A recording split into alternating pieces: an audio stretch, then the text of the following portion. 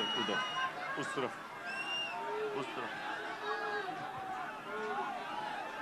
بسم اللہ الرحمن الرحیم ایاک نعبد و ایاک نستعین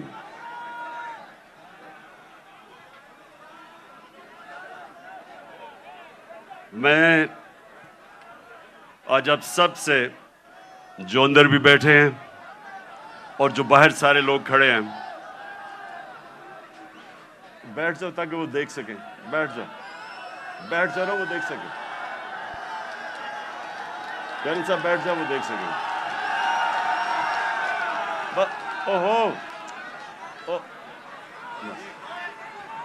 تھوڑا پیچھے اچھا جی بسم اللہ الرحمن الرحیم میں یہ چاہتا ہوں کہ آج بڑی خاموشی سے میری بات سنیں تاکہ یہ ایک بڑا مبارک دن ہے اور جو میں آج آپ کے سامنے اپنے نبی صلی اللہ علیہ وآلہ وسلم کے متعلق اور آج اس دن کے متعلق جو بات کروں گا میں چاہتا ہوں ذرا بڑی خاموشی سے اور آپ نے ایک ایسے میری بات سننی ہے کہ وہ آدمی جو اپنے بچوں کو جس طرح سمجھانے کی کوشش کرتا ہے سیدھے راستے پہ لگانے کی اپنے بچوں کو کوشش کرتا ہے جس طرح باپ یا ماں باپ وہ یہ نہیں کہ ماں باپ نے زندگی میں کوئی غلط کام نہیں کیے یہ نہیں کہ ماں باپ کوئی فرشتے ہوتے ہیں لیکن ماں باپ کی ہمیشہ یہ کوشش ہوتی ہے کہ ہم اپنے بچوں کو اپنی غلطیوں سے سیکھ کے ہم بچوں کو وہ سکھائیں تاکہ وہ غلطیاں نہ کریں جو ہم نے زندگی میں کی تھی تو میری کوشش یہ ہے کہ آج اپنی زندگی جو میں نے 70 سال کی زندگی گزاری ہے اس سے میں آپ کو اپنی قوم کو جس طرح میں اپنے بچوں کو بتاتا ہوں کہ میں نے زندگی سے کیا سبق سیکھے اور میری زندگی سیرت نبی سے بدلی کیسے میں کوئی اسلام کا اسکالر نہیں ہوں میں اپنے آپ کو کوئی عالم نہیں سمجھتا میں اپنے آپ کو ایک طالب علم سمجھتا ہوں جو ہر روز سیکھنے کی کوشش کرتا ہے لیکن اللہ کا شکر ہے کہ عاشق رسول ہونے کے لیے آپ کو کوئی ڈگری نہیں چاہیے ہمارے دل میں اگر اس کی اللہ محبت ڈال دیتا ہے تو وہ چاہے ان پڑھ ہو چاہے کوئی اسکالر ہو میں سمجھتا ہوں کہ وہ بڑا خوش قسمت انسان ہوتا ہے کیونکہ اس کی زندگی بدلنی شروع ہو جاتی ہے اگر جب وہ اپنے نبی سے عشق کرتے ہیں اور اس راستے پہ چلیں تو میں پہلے آپ کو یہ واضح کر دوں کہ میں صرف اپنی زندگی کے تجربے سے آپ کو آج بات کر رہا ہوں اس مبارک دن پہ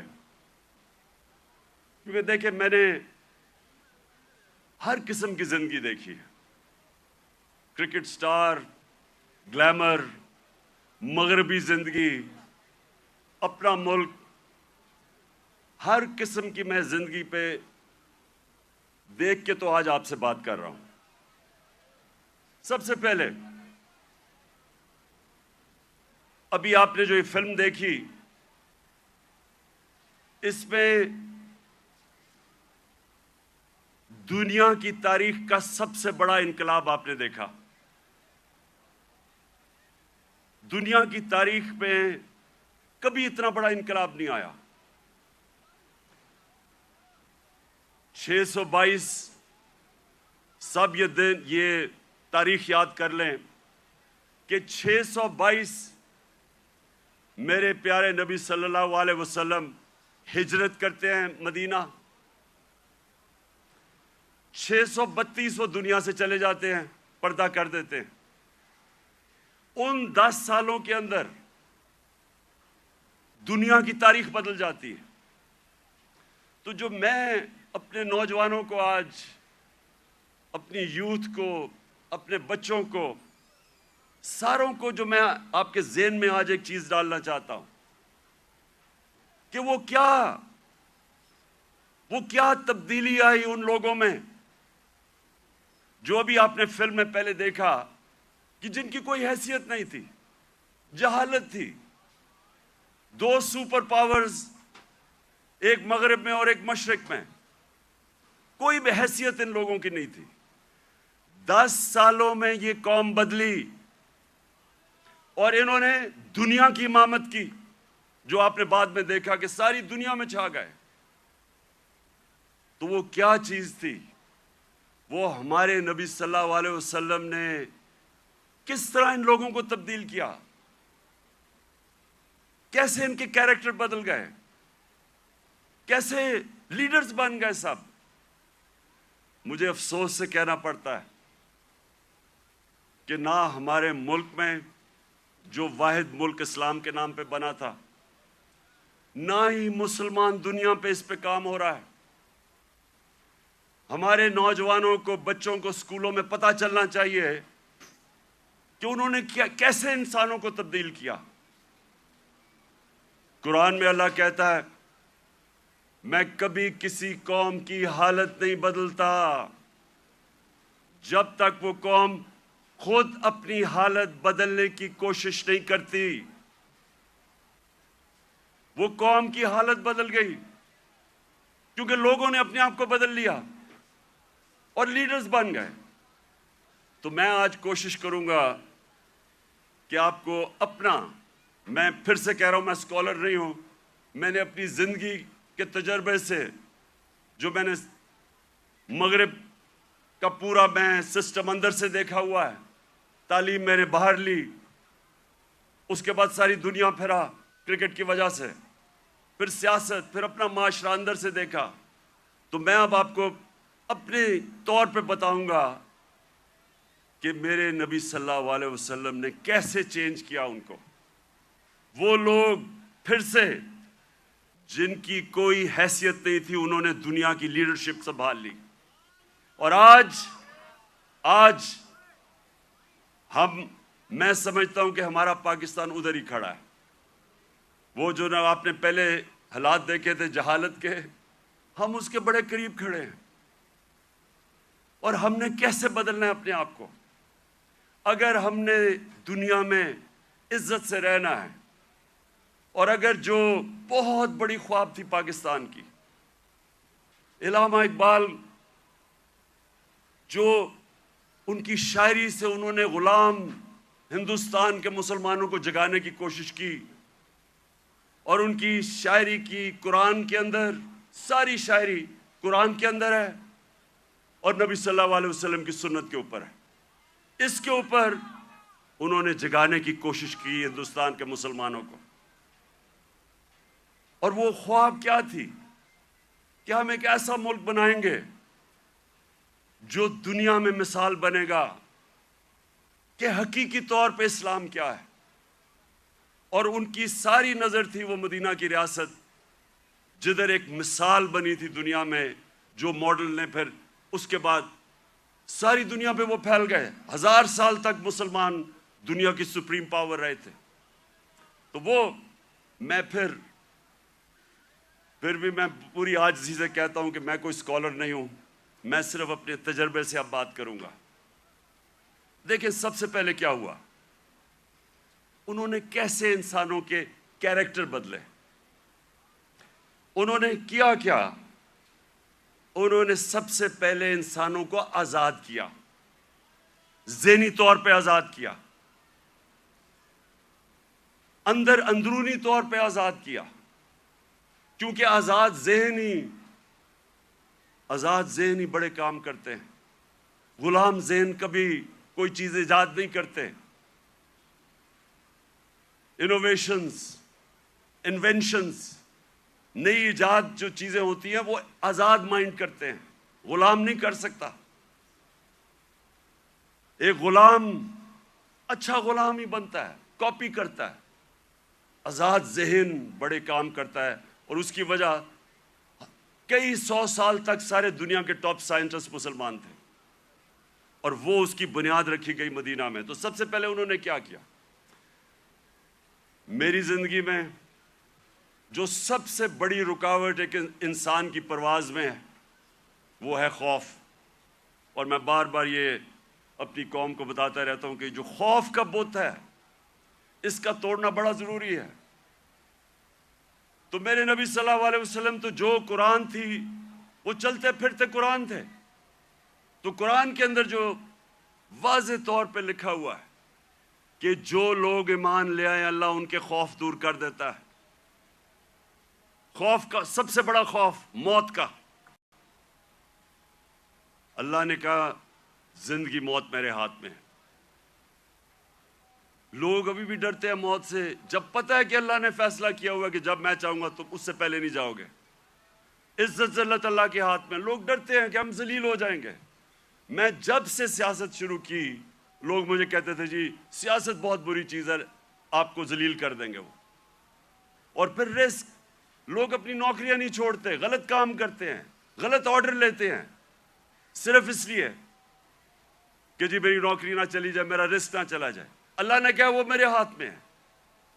یہ بڑا امپورٹنٹ ہے آپ کے لیے سمجھنا کہ وہ کیسے چینج آئے مدینہ کے لوگوں. وہ آزاد ہو گئے، ان کی پرواز اوپر جانی شروع ہو گئی. میں اپنی زندگی سے آپ کو بتاؤں، جیسے جیسے اللہ نے، اور جو اس کا سب سے بڑا تحفہ ہے ایمان کا، جیسے جیسے میں نے نبی صلی اللہ علیہ وسلم کی زندگی کو پڑھنا شروع کیا، سیرت نبی کو سمجھنا شروع کیا، تو یہ آہستہ آہستہ میرے بت ٹوٹتے گئے. یہ نہیں کہ میرے میں بھی خوف نہیں تھا، میرے میں بھی خوف تھا. مجھے بھی یہ ہوتا تھا کہ جی لوگ مذاق اڑائیں گے، لوگ ہنسیں گے آپ کے اوپر. مجھے بھی میں تو بلکہ زیادہ، مجھے بچپن میں بہت ہی شرم آتا تھا، تقریر ہی نہیں ہوتی تھی لوگوں کے سامنے. تو مجھے ہمیشہ خوف ہوتا تھا کہ اچھا جی لوگ مذاق اڑائیں گے. جیسے جیسے ایمان آتا گیا، میں نے نبی کی سیرت سمجھتا گیا، آہستہ آہستہ یہ بت ٹوٹتے گئے. پہلا بت جو میرا ٹوٹا وہ یہ کہ یہ جی آپ ذلیل ہو جائیں گے، آپ کو اگر پولیٹکس میں آئیں گے آپ ذلیل ہو جائیں گے. یہ جو بت ہے یہ میں آپ سب کو آج بتا رہا ہوں، یہ اس لیے کہ ہماری ایمان کمزور ہوتا ہے. آج جتنا مجھے، جب سے میں سیاست میں آیا ہوں، جتنا مجھے برا بھلا کہا گیا، اگر مجھے ذلت کا ڈر ہوتا تو میں بڑی پہلے چھوڑ کے چلا گیا ہوتا. جس طرح کے میرے اوپر ذاتی اٹیکس، ہر قسم کے میرے اوپر، جس طرح کی انہوں نے گندگی میرے اوپر پھینکی ہے 20 سالوں میں، 26 سالوں میں، کسی اور سیاستدان پہ نہیں پھینکی. فیملی کو نہیں چھوڑا، گھر کی خواتین، کسی کو نہیں چھوڑا انہوں نے. لیکن کیا یہ اب آپ کے سامنے ہے، میں اپنی ساری قوم کے سامنے کہہ رہا ہوں، کیا مجھے انہوں نے ذلیل کرنے میں کامیاب ہو گئے؟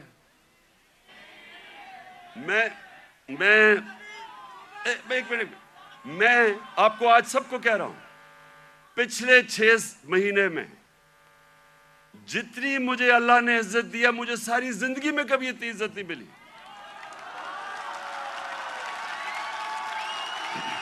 تو اس کا تو میں آپ کے سامنے ہوں.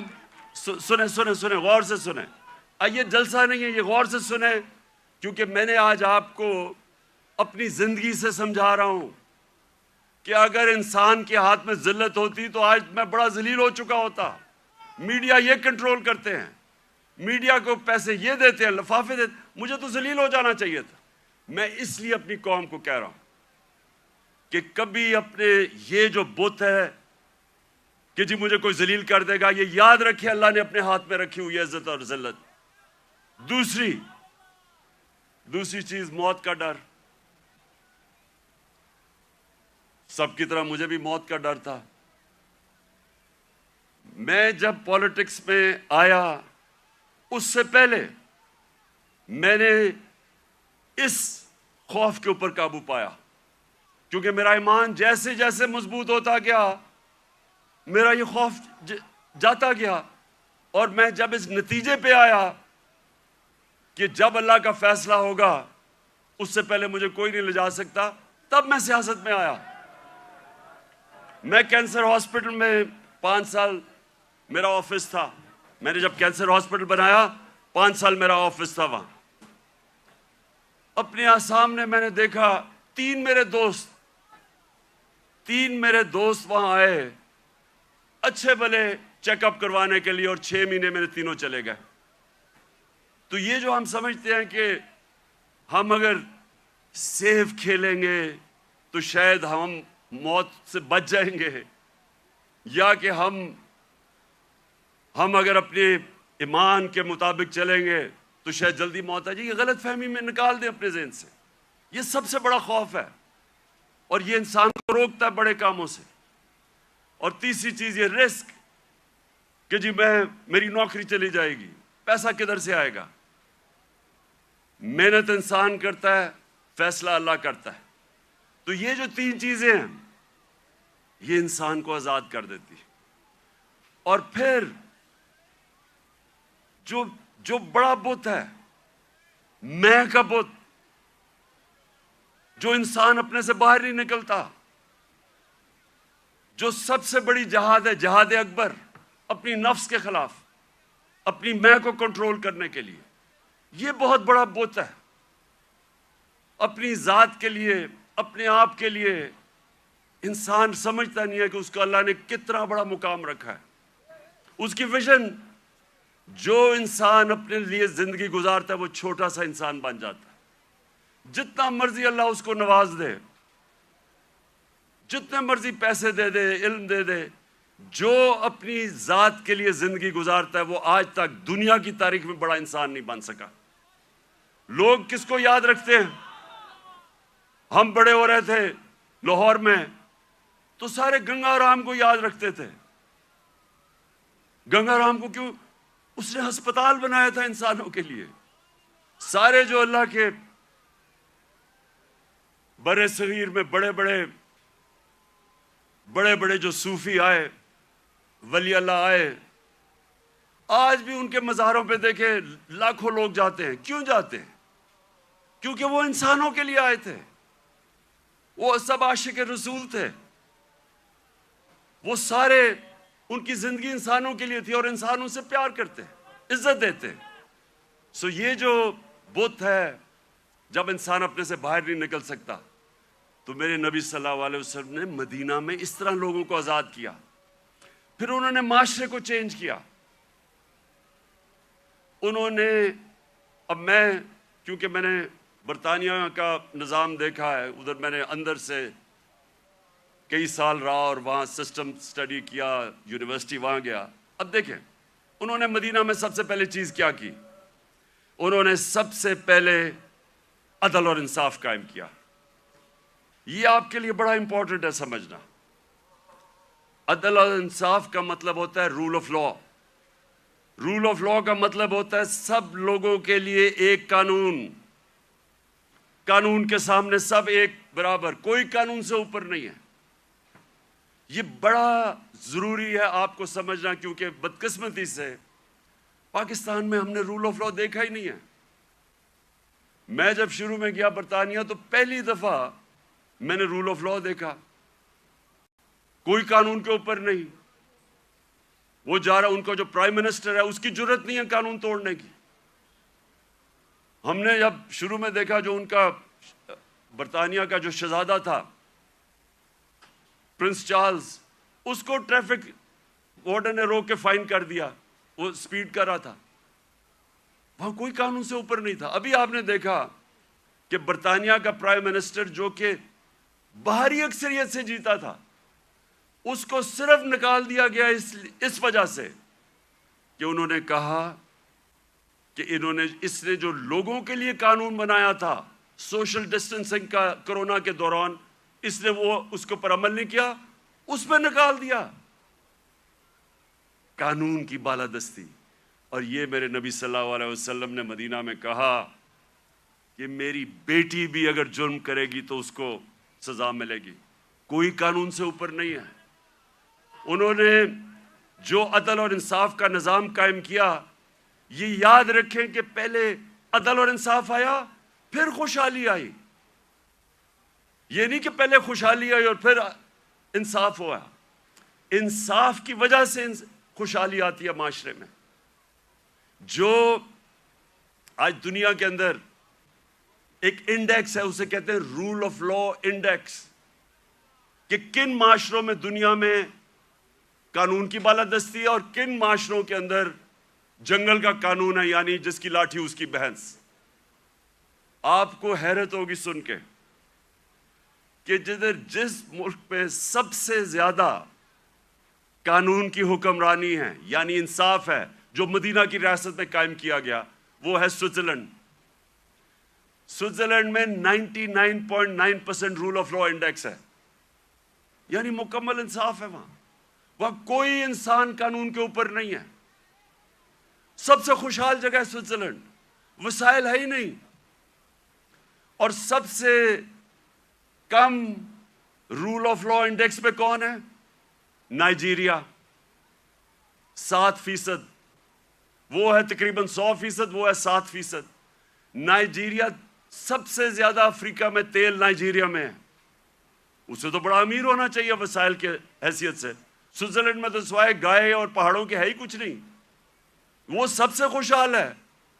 اور نائجیریا میں سب سے زیادہ غربت ہے، کیونکہ قانون ہی نہیں ہے، انصاف ہی نہیں ہے۔ وہاں بھی اوپر تکڑے لوگ بیٹھے ہوئے ہیں جو کہتے ہیں ہم قانون کے اوپر ہیں، قانون صرف کمیوں کے لیے ہے۔ ادھر بھی کوئی وہ ملک جدھر افریقہ میں سب سے زیادہ تیل ہے، وہاں غربت ہے، کیونکہ صرف 7% رول آف لا انڈیکس ہے۔ اور آپ کو افسوس ہوگا کہ تقریباً ساری مسلمان دنیا 20% سے کم ہے، پاکستان بھی 10% سے کم ہے، ہمارا یہ حال ہے۔ تو کیسے خوشحالی آئے گی؟ کیونکہ ہم نے جو میرے نبی صلی اللہ علیہ وسلم نے مدینہ کی ریاست میں جو پرنسپل سیٹ کیے تھے، نمبر 1 تھا انصاف۔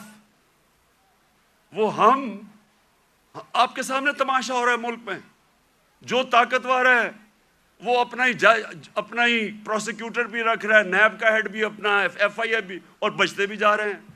اور جیلوں کے اندر پھنسے ہوئے بیچارے غریب لوگ۔ آپ جیلوں والے جو غریب لوگ ہیں انہیں بھی کہیں جی اپنا پروسیکیوٹر لا لیں، وہ سارے بچ جائیں گے۔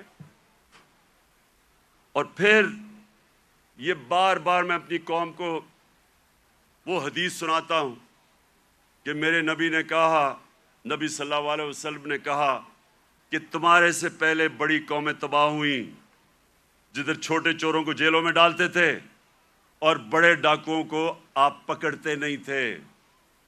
یہ تباہی کا انہوں نے بتایا۔ اور آج آپ دنیا میں دیکھ لیں، جو ملک بڑے ڈاکوؤں کو نہیں پکڑ سکتا وہ غریب ہیں سارے، وسائل کے باوجود۔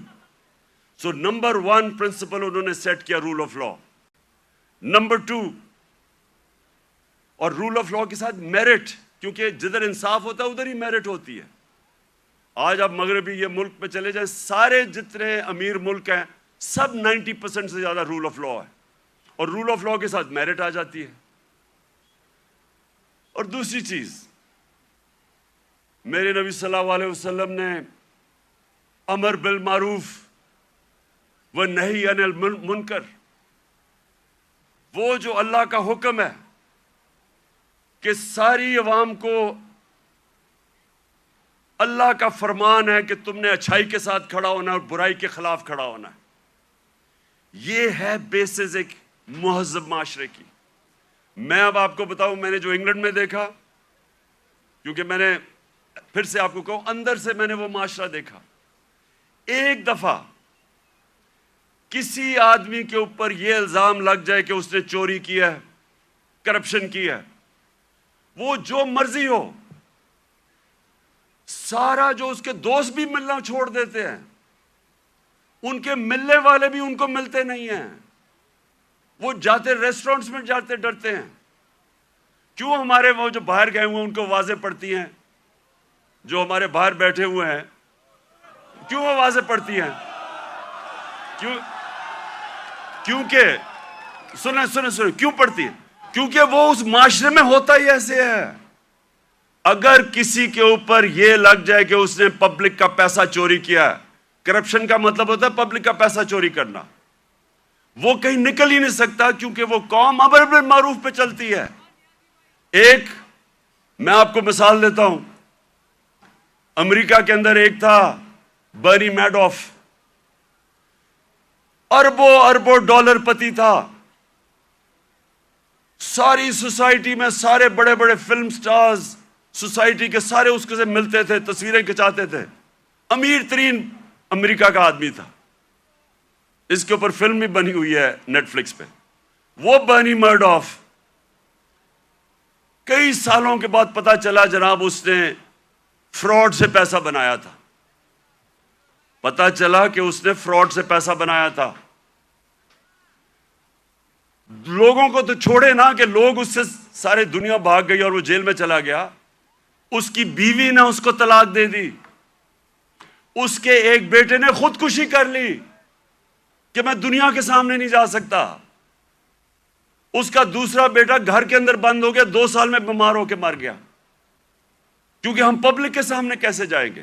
سنگاپور کے اندر ہمارے ساتھ تقریباً ہماری تھوڑی دیر کے بعد آزاد ہوا تھا. سنگاپور کے پاس ایک ایسا پرائم منسٹر آ گیا، لی کوان یو. اس نے آتے ساتھ ہی قانون کی بالادستی قائم کی. سنگاپور اور پاکستان کا ایک ہی جتنا تھا. ہمارا جو اوسط آمدنی پر کیپٹا انکم ہماری اور سنگاپور کی ملتی تھی، ایک ہی جتنی تھی. آج 60 کی دہائی میں ایماندار پرائم منسٹر آیا، قانون کی بالادستی قائم کی. جیسے ہی آپ قانون کی بالادستی قائم کرتے ہیں کرپشن ختم ہو جاتی ہے. وہ سنگاپور کا ایک منسٹر، اس کا اپنا دوست تھا، وہ پکڑا گیا کرپشن میں. اس دوست کو، وہ پرائم منسٹر کا دوست تھا، جیسے ہی وہ پکڑا گیا اسے پتا تھا کہ میں بچ نہیں سکتا، حالانکہ میں پرائم منسٹر کا دوست ہوں. اس نے خودکشی کر لی کہ اب میں معاشرے میں کیسے جاؤں گا، کیونکہ معاشرے میں امر بالمعروف ہے. عوام کھڑی ہو جاتی ہے اچھائی کے ساتھ. وہی سنگاپور. اب یہ سوچیں، ہم اور سنگاپور ایک ہی جگہ تھے 60 کی دہائی میں. آج وہ ہمارا کتنا پر کیپٹا انکم ہے، اوسط آمدنی آج پاکستان میرے خیال میں $2,500 ہو گیا، 3,000 مجھے ابھی پورا ایگزیکٹ نہیں پتا. سنگاپور میں $60,000 پر کیپٹا انکم ہے، اوسط آمدنی. تو پہلے انصاف اور اس کے بعد خوشحالی اور معاشرے کی ذمہ داری ڈال دی میرے نبی صلی اللہ علیہ وسلم نے امر بالمعروف پہ. تیسری چیز، انہوں نے اپنے معاشرے کے اندر مدینہ کی ریاست میں کیا کیا؟ تعلیم کی ایمرجنسی لگا دی. جنگ بدر کے بعد جو قیدی مکہ کے قیدی تھے ان کو واپس کے پیسے لے سکتے تھے، کیونکہ مسلمان تو غریب تھے تب. بلکہ جنگ بدر میں نے اتنا بھی پڑھ رہا تھا کہ کئی لوگوں کے پاس تلواریں بھی نہیں تھے، ڈنڈوں سے لڑے ہیں. تو وہ تو قیدیوں کو واپس کر کے پیسے لے سکتے تھے، ہتھیار خرید سکتے تھے. دنیا کے عظیم لیڈر نے کہا نہیں، جو 10 مسلمانوں کو پڑھا لکھا دے گا اس کو ہم آزاد کر دیں گے. تعلیم کے اوپر زور دیا. چائنا بھی جانا پڑے تعلیم حاصل کرنے کے لیے تو جاؤ. جب سے تم پیدا ہوتے ہو اور جب تک قبر میں نہیں جاتے علم حاصل کرو. اس لیے صدیوں تک ٹاپ سائنسدان مسلمان تھے. تعلیم کے بغیر معاشرہ اوپر نہیں جاتا. اور ہمارا اب پھر سے حال دیکھ لیں، کتنا زور لگایا تعلیم. کتنا شرم کی بات ہے کہ 75 سال انڈیپینڈنس پہلی دفعہ ہم نے کوشش کی تھی کہ کم از کم تعلیم کا نظام میں انصاف کریں. نہیں تو امیر کے لیے تھوڑے سے 8 لاکھ امیروں کے لیے انگلش میڈیم، باقیوں کے لیے اردو میڈیم. وہ بیچارے پڑھ کے بھی اوپر نہیں آ سکتے تھے. ایک تعلیمی نظام جو غریب کو غریب کرتا تھا، جو ملک میں नाइंसाफी फैलाता था।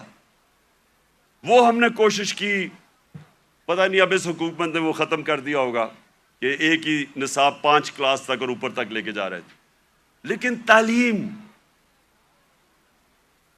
یہ تیسری چیز میرے نبی صلی اللہ علیہ وسلم نے مدینہ میں کہا، تعلیم کے اوپر انہوں نے زور دیا، جس کی وجہ سے مسلمان اوپر گیا۔ اور پھر فلاحی ریاست، انسانیت کا نظام، دنیا کی تاریخ میں پہلی دفعہ انہوں نے ایک فلاحی ریاست بنائی، اور یقین کریں مجھے پتہ ہی نہیں تھا فلاحی ریاست کیا ہوتی ہے جب تک میں برطانیہ نہیں گیا۔ میں جب پہلی دفعہ برطانیہ گیا، میں نے پہلی دفعہ فلاحی ریاست دیکھی، کسی مسلمان ملک میں نہیں دیکھی۔ جو انہوں نے مدینہ کی ریاست میں پہلی دفعہ انسانیت کا نظام لے کے آئے تھے کہ کوئی کمزور آدمی، اس کی ریاست نے ذمہ داری لی تھی، غریبوں کی۔ آپ حیران ہوں گے کہ جو پینشنز تھیں، بوڑھوں کی بھی ذمہ داری پہلی دفعہ دنیا کی تاریخ میں مدینہ کی ریاست نے لی تھی، یتیموں کی، معذوروں کی، بیواؤں کی۔ ایسا نظام کبھی پہلے نہیں آیا تھا۔ تو اسٹیٹ نے انسانیت کا نظام لے کے آیا، اور مجھے افسوس سے کہنا پڑتا ہے کہ آج آپ یورپ چلے جائیں، میں نے اسکینڈینیویا جو بہترین، میں سمجھتا ہوں کہ اس نظام کے قریب مدینہ کے ریاض جو میں نے دیکھا ہے وہ ڈنمارک، سویڈن، ناروے۔ آپ وہاں دیکھیں، آپ اپنے پاکستانی رہتے ہیں وہاں، ان سے پوچھے تو صحیح کہ انسانیت کیا ہوتی ہے۔ میں بار بار کہتا ہوں، اپنے جانوروں کا ہمارے سے بہتر دھیان رکھتے ہیں۔ وہ حضرت عمر کا قول تھا کہ اگر کتا بھی بھوکا مرے میری ریاست میں تو میں ذمہ دار ہوں۔ آج ادھر آپ دیکھ لیں، ان کا RSPC ہے، کتے آپ کو سڑکوں پہ نہیں نظر آئیں گے، وہ ان کو ہومز دیتے ہیں، ان کو کھلاتے ہیں پلاتے ہیں۔ یعنی وہ جو ہم نے دنیا میں شروع کیا تھا، جو میرے نبی صلی اللہ علیہ وسلم نے انسانیت کا نظام دنیا میں شروع کیا تھا، وہ آج ان ملکوں میں مل رہے ہیں جو مسلمان نہیں ہیں۔ اور یہ یاد رکھیں، یہ کبھی نہیں ہمیں بھولنا چاہیے کہ اللہ نے خطاب میرے نبی صلی اللہ علیہ وسلم کو رحمت للعالمین کہا تھا۔ سب انسانوں کے لیے رحمت بن کے آئے تھے، جس طرح میرا رب رب العالمین ہے۔ اس کا کیا مطلب ہے؟ سب سے پہلے تو جو میثاق مدینہ تھا، انسانوں کو اکٹھا کیا گیا۔ جو میثاق مدینہ چارٹر، مدینہ کا جو چارٹر تھا، جو پہلی کانسٹیٹیوشن تھی، بلکہ دنیا میں کہتے ہیں کہ دنیا میں پہلی کانسٹیٹیوشن تھی، اس میں انسانوں کو اکٹھا کیا گیا۔ وہاں عیسائی تھے، وہاں مسیح برادری تھی، وہاں یہودی تھے، ان سب کو اکٹھا کیا گیا۔ انسانوں کو تقسیم نہیں کیا گیا، اکٹھا کیا گیا۔ تو یہ لیڈر کی نشانی ہوتی ہے کہ لوگوں کو، انسانوں کو اکٹھا کرتا ہے، تقسیم نہیں کرتا۔ لیکن اس کا ایک اور بھی مطلب ہے کہ جو بھی معاشرہ میرے نبی صلی اللہ علیہ وسلم کے احکامات پہ چلے گا، جو بھی ان کی سیرت پہ چلے گا، وہ مسلمان ہیں یا نہیں ہیں، اللہ کی ان کی برکت آ جائے گی ان کے اوپر، کیونکہ وہ رحمت للعالمین تھے۔ اگر صرف ان کی سیرت پہ چل کے مسلمانوں کو ہی فائدہ ہونا تھا تو اللہ ان کو رحمت للعالمین نہ کہتے، رحمت المسلمون ہوتے وہ۔ تو اس لیے آج اگر آپ دیکھتے ہیں ملکوں کی خوشحالی، آپ دیکھیں کہ کتنی طور پہ وہ میرے نبی صلی اللہ علیہ وسلم کی سیرت پہ چل رہے ہیں۔ آپ کو حیران ہوں گے کہ جب ہم نے بھی شروع میں پڑھا، ہم بھی حیران ہوئے۔ میں نے بہت پہلے پڑھا، محمد عبدو بڑا اسکالر تھے، بہت بڑے عالم تھے اسلام کے۔ وہ جب پہلی دفعہ یورپ کوئی 125 سال پہلے گئے اور مصر سے گئے، تو جب وہ مصر واپس آئے، انہوں نے کیا کہا؟ انہوں نے کہا میں یورپ گیا تھا، وہاں مسلمان تو نہیں نظر آئے، لیکن بڑا اسلام نظر آیا۔ اور جب واپس مصر آئے تو کہتے مسلمان تو بہت ہیں، اسلام بہت کم نظر آ رہا ہے۔ تو ہم پاکستانی جدھر آج کھڑے ہیں، ہمارے پاس ایک راستہ ہے، اور میں اس لیے آج میں چاہتا ہوں کہ اس مبارک دن ہم عشق کرتے ہیں اپنے نبی صلی اللہ علیہ وسلم سے، لیکن ہم انہوں نے جو ان کی سیرت پہ عمل نہیں کرتے، اور اس کی وجہ سے ہمارے حالات اچھے نہیں ہیں۔ اور میرا یہ ایمان ہے کہ جب تک ہم وہ جو انہوں نے راستہ بتایا اس پہ نہیں چلیں گے، ہمیں عزت نہیں ملنے لگی۔ پرائم منسٹر باہر جاتا ہے اور بھیک مانگ رہا ہوتا ہے، جی مجھے پیسے دے دو نہیں تو ہمارا ملک تباہ ہو جائے گا۔ سب 22 کروڑ لوگوں کے لیے، ہم سب کے لیے شرمناک ہے کہ وہ ملک جس کا نعرہ تھا پاکستان کا مطلب کیا، لا الہ الا اللہ، یہ بڑا نعرہ ہے، یہ دعویٰ ہے بہت بڑا، یہ اللہ سے وعدہ ہے کہ اللہ تیرے سوا کوئی خدا نہیں ہے۔ وہ آج ایسے پھر رہا ہے دنیا میں، کوئی آتا ہے گورے رنگ کا، کوئی باہر سے آ جاتا ہے، سارے گر جاتے ہیں اس کے سامنے۔ نہ عزت ہے، نہ آزادی ہے۔ جو حکم ملتا ہے کہ اچھا جی روس سے تیل نہیں لینا، ہم نہیں لیتے کیونکہ حکم آیا باہر سے۔ تو میرے پاکستانیوں، ہمیں آج اس مبارک دن پہ اپنے ریفلیکٹ کرنا ہے، غور اور فکر کرنا ہے کہ ہم نے کیسے اس قوم کو اس قوم ادھر پہنچانا ہے جس کے لیے یہ ملک بنا تھا۔ یہ ملک اس لیے نہیں بنا تھا کہ تھوڑے سے لوگ، 1% لوگ امیر ہو جائیں اور پیسے بنائیں اور قانون کے اوپر چلے جائیں اور باقی لوگ ان کی غلامی کریں، اس لیے نہیں ملک بنا تھا۔ ملک بنا تھا، ایک بڑا خواب تھا کہ ہم ان پرنسپلز پہ چلیں گے، اور دنیا کی تاریخ شاہد ہے کہ وہ 10 سالوں کے اندر، 10 سال، زیادہ دیر نہیں، 10 سالوں کے اندر وہ قوم کھڑی ہو گئی تھی۔ پہلے 4-5 سال تو مشکل سے، پہلے 4-5 سال تو امہ سروائیو کر رہی تھی بڑی مشکلوں سے، کبھی جنگ احد، پھر جنگ خندق، بڑی مشکلوں سے امہ نے اپنے آپ کو بچایا، قربانیاں دے کے اپنے آپ کو بچایا۔ اس کے بعد وہ پھر ان کا عروج شروع ہوا۔ قومیں قربانیاں دے کے بنتی ہیں، قومیں بھیک مانگ کے اور قرضے دے کے اور دوسروں کے سامنے ذلیل ہو کے نہیں قومیں بنتی۔ قومیں بنتی ہیں جب، جس طرح دنیا کے عظیم لیڈر نے اپنی مثال دی کہ جب جنگ خندق کے اندر مشکل وقت تھا، کھانا پینا نہیں تھا کیونکہ وہ چاروں طرف مکہ کے وہ کفار نے گھیرا ہوا تھا ان کو، تو لوگوں کو کہا پیٹ ایک پتھر باندھو پیٹ پہ، اپنے پیٹ پہ 2 پتھر باندھے ہوئے تھے۔ لیڈر نے قربانی دے کے اپنی قوم کو کھڑا کیا تھا۔ اور یہ وہ قوم اللہ نے جس کو ہر قسم کی نعمتیں بخشی ہیں، ہمیں 12 موسم، ہر قسم کی، یہاں آپ کو اندازہ ہی نہیں ہے۔ میں تو 3.5 سال میں اقتدار میں پتہ چلا کہ اللہ نے کیا دیا ہے۔ لیکن ہمیں کیریکٹر چاہیے، ایک کیریکٹر چاہیے ایک بڑی قوم بننے کے لیے، جو ہمارے نبی صلی اللہ علیہ وسلم نے ان کو آزاد کیا تھا، ان کا کیریکٹر اٹھایا تھا۔ ایسا کیریکٹر تھا کہ انڈونیشیا اور ملیشیا کے اندر کوئی مسلمان فوج نہیں گئی، صرف مسلمان تاجروں کی وجہ سے، ان کے کیریکٹر کو دیکھ کے لوگ مسلمان ہو گئے۔ حضرت معین الدین چشتی جب راجپوتانہ میں آئے تو وہاں تو کوئی مسلمان ہی نہیں تھا، راجپوتانہ میں تو کوئی مسلمان نہیں تھا۔ جب وہ گئے تو لاکھوں لوگ ان کے جنازے پہ آئے۔ کیریکٹر سے انہوں نے بدلا۔ جو ساری جو 10 سال تھے، 622 اور 632، ٹوٹل لوگ کہتے ہیں جی تلوار سے اسلام پھیلا، جو ٹوٹل جو مسلمان اور جن کا مقابلہ تھا مخالف، جو ٹوٹل لوگ جنگوں میں مرے تھے وہ 1200-1300 تھے۔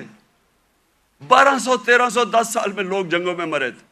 فکری انقلاب تھا، ذہن بدل گئے تھے، اور ذہنوں نے انسان کو بڑا انسان بنایا تھا، آزاد ذہنوں نے۔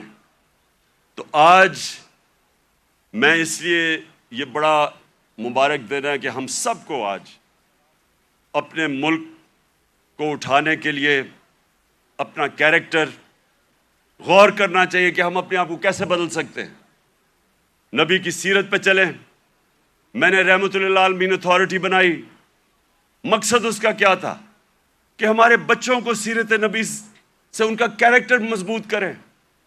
یونیورسٹی کالجز کے اندر ڈیبیٹس ہو, سارے ڈسکس کریں. ہمارے انٹلیکٹ, ہماری جو اسکالرز ہیں وہ ڈسکس کریں کہ اللہ نے کیوں ہمیں حکم دیا ہوا ہے کہ نبی کی سنت پہ چلو, ہماری بہتری کے لیے. اور وہ کیا انہوں نے قدم کیا کہہ رہے, کیسے چینجز کیے. ایک ایسے اتنی دنیا میں اتنے تھوڑے وقت, دنیا کی تاریخ میں اتنے تھوڑے وقت کبھی اتنے گریٹ لوگ نہیں آئے. ہر انسان کوئی نہ کچھ بن گیا. اگر یہ مغرب میں ہوتے آج یہ فنومنا, تو ایک کے اوپر کتابیں لکھی جا رہی ہوتی. حضرت خالد بن ولید پہ کتابیں لکھی جا رہی ہوتی, ان کے اوپر ریسرچ ہوتی کہ وہ کیا تھا, کبھی وہ جنگ ہی نہیں ہارے. اور ہر کوئی جنرل بن گیا. حضرت بلال 2 کیمپینز میں وہ لیڈ کر کے گئے. ایک غلام ایک جنرل بن گیا. اس کے اوپر کبھی کام نہیں کیا, ہمارے اسکالرز نے نہیں کام کیا. رحمت للعالمین اتھارٹی کا مطلب ہی یہ تھا کہ اسکالرشپ آئے اور وہ کام کرے اس پہ, تاکہ اپنے یوتھ کو تو بتائے. کیونکہ اگر آپ نہیں بتائیں گے, ان کے اوپر تو مغربی کلچر کی جلغار ہوئی ہے. موبائل فون سے بچوں کو وہ مٹیریل مل رہا ہے جو انسانی تاریخ میں نہیں بچے اب کو ملا. تو جب تک آپ ان کو سیرت نبی سے ان کو مضبوط نہیں کریں گے, وہ کیسے, یہ جو اتنا آنسلاٹ ہے ایک وہ کلچر کا جو بالکل مختلف ہے ہمارے دین سے, ہماری تاریخ سے, ہمارے کلچر سے, وہ کیسے مقابلہ کریں گے ان کو جب تک ان کو آپ مضبوط نہیں کریں گے. وہاں تو جو کلچر آ رہا ہے ٹیلی فون سے, میں ابھی آپ کو بتا دیتا ہوں, وہ یہ کہہ رہا ہے کیونکہ ٹیکنالوجیکلی وہ اتنے آگے نکل گئے ہیں, اس کا مطلب ہر چیز میں وہ آگے ہیں, اس کا مطلب ہمارا دین بھی آؤٹ ڈیٹ ہو چکا ہے, ہمارا کلچر بھی آؤٹ ڈیٹ ہو چکا ہے. تو بیچارے ان کو کاپی کرنا شروع کر دیتے ہیں بچے. اور غلطی ہماری ہے کیونکہ ہم ان کو بتا ہی نہیں سکے کہ دوسرا ہمارا ہے کیا, جو علامہ اقبال کوشش کرتے رہے.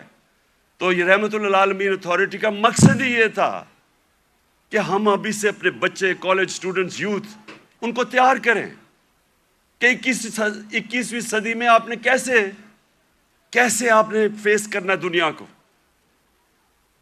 ماں خاص طور پہ ماؤں کے اوپر جو اب پریشر ہے, مجھے تو پتہ ہے کیا پریشر پڑا ہوا ہے یہ موبائل فون کی وجہ سے, جو بچوں کے لیے اب آ گیا.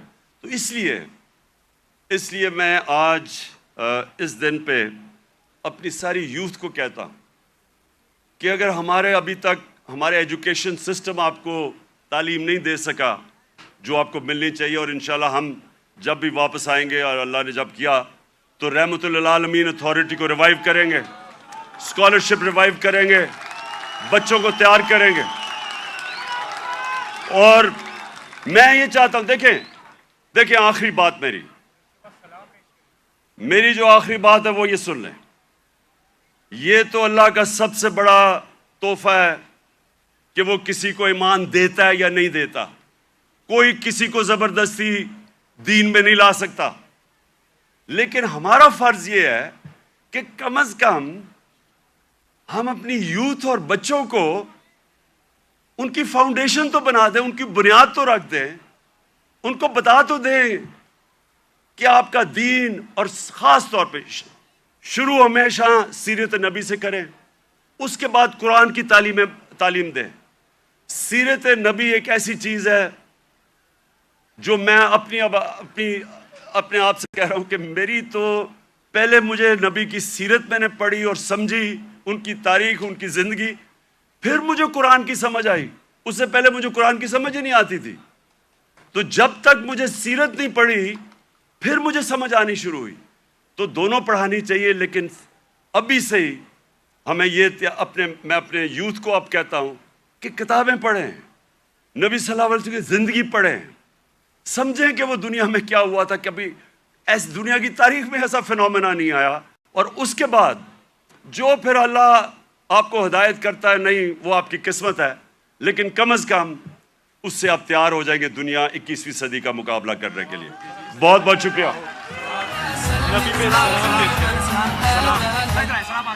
سلام. اب ہم سب مل کے سلام پیش کریں گے.